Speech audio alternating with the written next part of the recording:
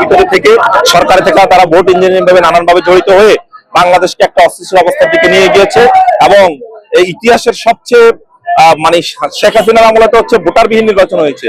এখানে অনেক ভোটার সংযোগ থাকলেও রিজওয়ানা এবং খলিলদের মতো এরকম উপদেষ্টারা সিন্ডিকেট করে জামাত ইসলামীকে, তারা গুপ্ত অবস্থা থেকে জামাত ইসলামীকে পরাজিত করার জন্য যে যে ব্যবস্থা গ্রহণ করা দরকার তারা সেটা গ্রহণ করেছে। আমরা দেখেছি যে রিজওয়ানা তার সাক্ষাৎকারের মাধ্যমে অলরেডি বলে ফেলছে যে বিরোধী দলকে আমরা কখনো প্রাসঙ্গিক হতে দেই নাই এবং তারা প্রাসঙ্গিক হতে পারবে না। না হওয়ার জন্য যা যা কিছু করা দরকার সেটা আমরা করেছি। এতেই বোঝা যায় যে রিজওয়ানা এবং খলিল জড়িত।